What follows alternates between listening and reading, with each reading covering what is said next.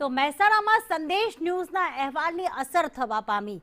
રામપુરામાં bus stand ન હતું અને તેનો અહેવાલ જે છે સંદેશ ન્યૂઝ પર પ્રસારિત કરવામાં આવ્યો। હાલમાં તંત્ર જાગ્યું છે। અધિકારીઓએ રામપુરા ગામની તાબડતોબ મુલાકાત લીધી અને ગામના સરપંચ સાથે અધિકારીઓએ તાત્કાલિક બેઠક પણ યોજી।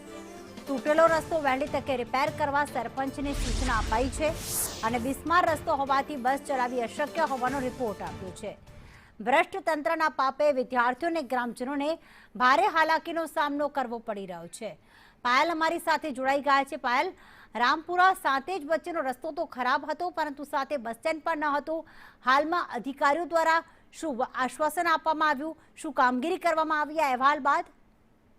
ચોક્કસ પ્રીતિ, મહેસાણામાં જે પ્રકારે સંદેશ ન્યૂઝની ધારદાર અસર જોવા મળી છે। વર્ષોથી ગામમાં બસ સ્ટેન્ડ નથી અને બસ સ્ટેન્ડ ન હોવાના કારણે રસ્તાઓ જે છે તે પણ બિસ્માર છે। બાળકો જે છે 5-5 કિલોમીટર સુધી ચાલીને સ્કૂલે જવા માટે, જ્યારે તડકો હોય, છાયડો હોય કે વરસાદ હોય, બાળકો જે છે તે આવી પરિસ્થિતિમાં 5-5 કિલોમીટર ચાલીને સ્કૂલે જાય છે। આ રસ્તો જે છે તે પણ એકદમ બિસ્માર થઈ ગયો છે। રામપુરા કટોસમ બસ સ્ટોપ ન હોવાની આ જે અહેવાલ આપણે પ્રસારિત કર્યો હતો ને ત્યારબાદ તાબડતોબ એસટી વિભાગના અધિકારીઓ જે છે રામપુરા ગામમાં પહોંચ્યા હતા। ત્યાંના સરપંચને મળ્યા છે। બચુજીનું એવું કહેવું છે કે જે પ્રકારે કહી શકાય પંચાયત જોડે ગ્રાન્ટ નથી, આ જે રસ્તો બનાવવામાં આવે છે તે રસ્તો અધૂરો મૂકી દેવામાં આવે છે।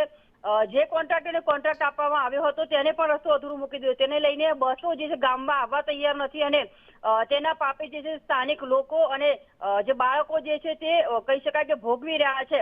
જ્યારે સરપંચ અને ભ્રષ્ટ તંત્રના પાપે ગામજનોને બાળકોને અત્યારે હાલાકી ભોગવવી પડી રહી છે, ત્યારે તંત્ર તો દોડતું થયું છે પરંતુ રસ્તો ક્યારે ચાલુ થશે અને બસ ક્યારે આવશે તે જોવાનું રહેશે। બિલકુલ, આભાર પાયલ તમામ વિગતો માટે।